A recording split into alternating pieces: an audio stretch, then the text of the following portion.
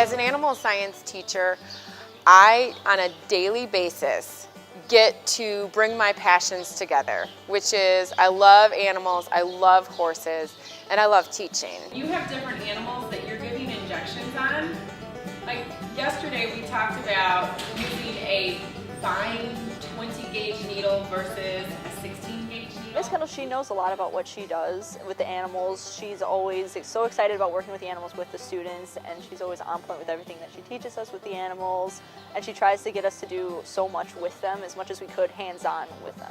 Because the students are really given a reason to learn, they are just so much more invested in what they're learning. When I'm teaching about nutrition, carbohydrates, proteins, lipids, we talk about the diet of the animals and how each animal in a different stage of life or a different species, because of their different digestive systems, require different types of food, and they just, for lack of a better term, they just eat it up. The companionship you have with the animals, like it's just not the horses, the pigs we had, the turkeys, the goats, everything, you get a connection and it's like you can't leave. It's like you're home away from home, literally.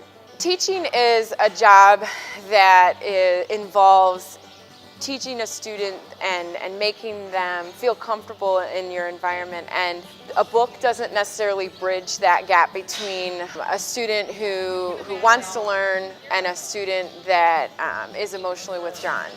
And what I see with our animals is it gives us a common ground to come together and have learning that happens at an emotional level. So our students actually become friends with their animals. They care. We'll clean their stalls, give them hay, give them water. But a fun perk that we get to do is groom them and give them a lot of love, lots of love.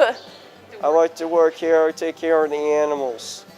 The special ed kids and the regular ed kids develop friendships on that even playing field, and they'll go into the hallways and they see each other and they come and hang out on Saturdays, and it's a very social thing that we don't always see with our special ed population. So I recently received or won a $100,000 grant through Farmers Insurance Dream Big Challenge. I was one of 15 finalists from across the country that was nominated, and once we were nominated, we had to get votes from our community, the state. We actually had voters in Australia and Germany even. But they had to vote daily, and we got the most votes, showing the most support for our idea of the 3 finalists from our area. And we won. We hope to build a riding center for our school. We will offer community programs after school and on weekends. And we hope to draw people from all over the city. Everything is great about Miss Kendall.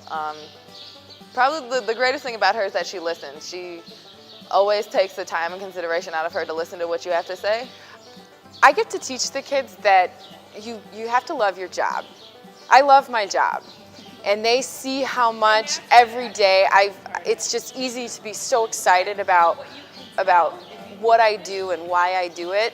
And I think that's really important for students. How many times do you get to say, hey, I get to go to school and take care of a pregnant mare? I know, he pushes me out of the way. Like, you're blocking my shot.